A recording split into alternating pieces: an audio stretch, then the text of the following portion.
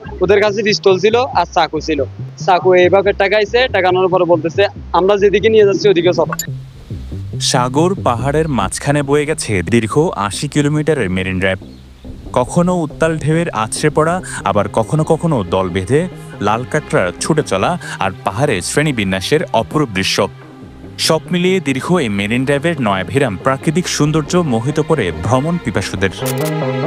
কিন্তু মেরিন ড্রাইভের সে সৌন্দর্য উপভোগ করতে গিয়ে পড়তে হচ্ছে অপহরণের মতো ভয়ঙ্কর বিপদে।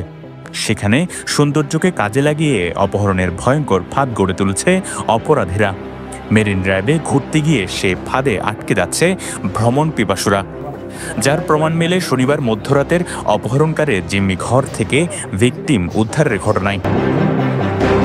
শনিবার টেকনাফ সদরের দক্ষিণ লম্বরি এলাকার মানব পাচার ও অপহরণ চক্রের প্রধান সাইফুল ইসলামের জিম্মি ঘর থেকে অভিযান চালিয়ে ১৪ জন ভিকটিম উদ্ধার করে বিজিবি।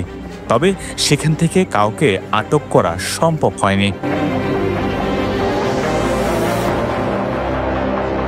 উদ্ধার হওয়া ১৪ জন ভিকটিমের মধ্যে এই ব্যক্তির বাড়ি মহেশখালীতে।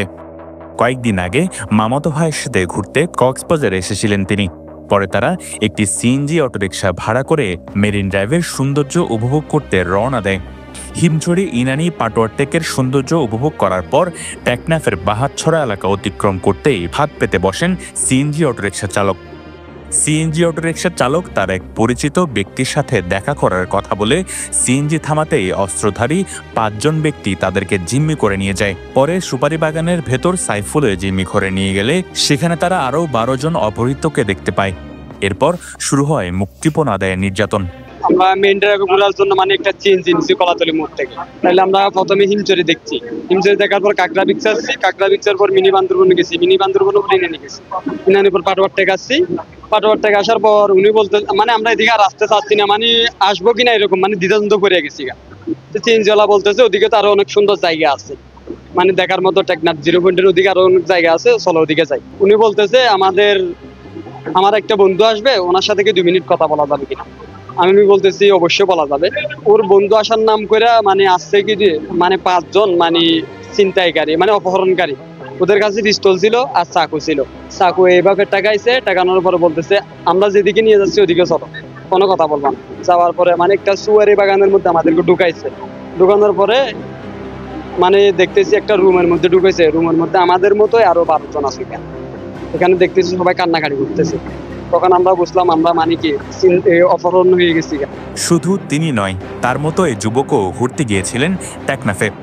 টেকনাফে একটি দোকানে বসে নাস্তা করার সময় জিম্মি করে নিয়ে যায় অপহরণকারীরা। তার উপরও চালানো হয় ভয়াবহ নির্যাতন। টেকনাফ যখন ঘুরতে আসছি, আমি টেকনাফ বাজারের আর দিকে নাস্তা খাওয়ার জন্য আমি গাড়ি থেকে নামছি। নামার সাথে সাথে আমি নাস্তা নিয়ে বাইরে হওয়ার সাথে সাথে আমাকে একটা লোক এসে মুক্তি করছে। ওরা ৪-৫ জন ছিল বলে। তারপর আমি আর কিছু জানি, একটা বাড়ির মধ্যে দেখতেছি আমি রাতে, ওখানে আমাদের থেকে ১ লক্ষ টাকা নিচে মারধর করছে, অনেক মারধর করছে, ভিডিও পাঠাইছে, আম্মা আব্বুদেরকে ভিডিও পাঠাইছে। গর্জনিয়া থেকে উখিয়ার কুতুপালং এলাকার এক বন্ধুর কাছে বেড়াতে গিয়েছিলেন এই যুবক। সে বন্ধুরা তাকে জিম্মি করে দিয়ে যায় টেকনাফের দক্ষিণ লম্বরের অপহরণকারী সাইফুল ইসলামের কাছে। শনিবার ছিল ৪ লাখ টাকা মুক্তিপণ দিয়ে তাকে ছাড়িয়ে নেওয়ার শেষ দিন।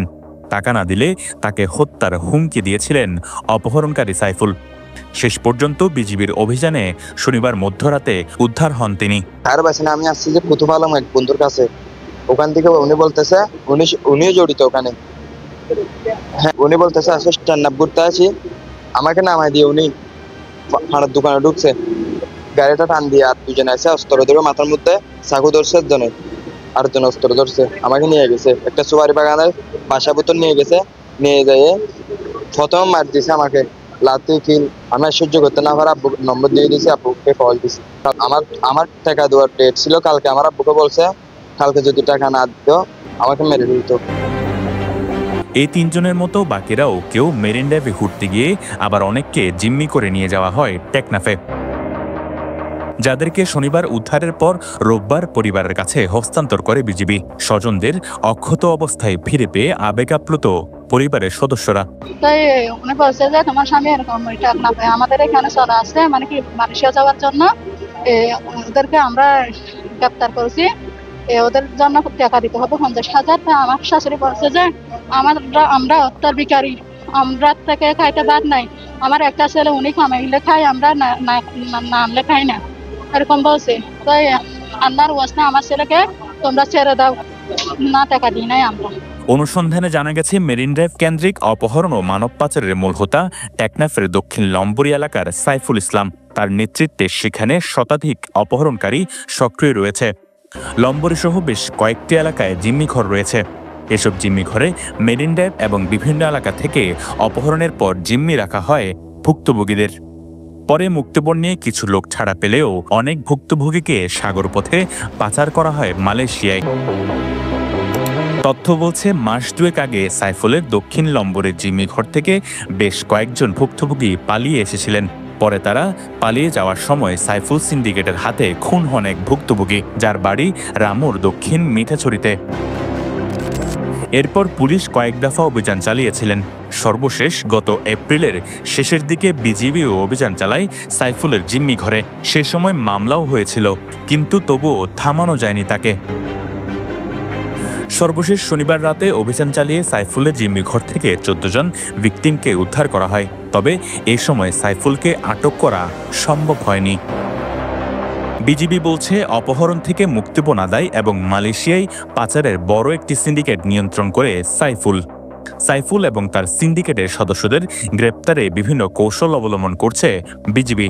এবং ভবিষ্যতে এই ধরনের অপহরণ এবং মুক্তিপণ, এ ধরনের অপরাধমূলক কর্মকাণ্ডে যারাই জড়িত থাকবে তাদের বিরুদ্ধে কঠোর ব্যবস্থা নেওয়া হবে। আমাদের অভিযান শুধু এই 14 জনকে উদ্ধারের মধ্যেই সীমিত থাকবে না। আমরা সাইফুল এবং সাইফুলের মতো যারা এই ধরনের চক্র মাধ্যমে মাদক, মানব এবং চোরাচালান বিষয়ে জড়িত আছে সকল অপরাধীদেরকেই আমরা আইনের আওতায় নিয়ে আসব। দিন দিন অপ্রতিরোধ্য হয়ে উঠেছে চিহ্নিত মানব পাচারকারী সাইফুল। ফলে অনিরাপদ হয়ে উঠেছে মেরিন ড্রাইভ ও টেকনাফ ভ্রমণ। News desk, পেনওয়া।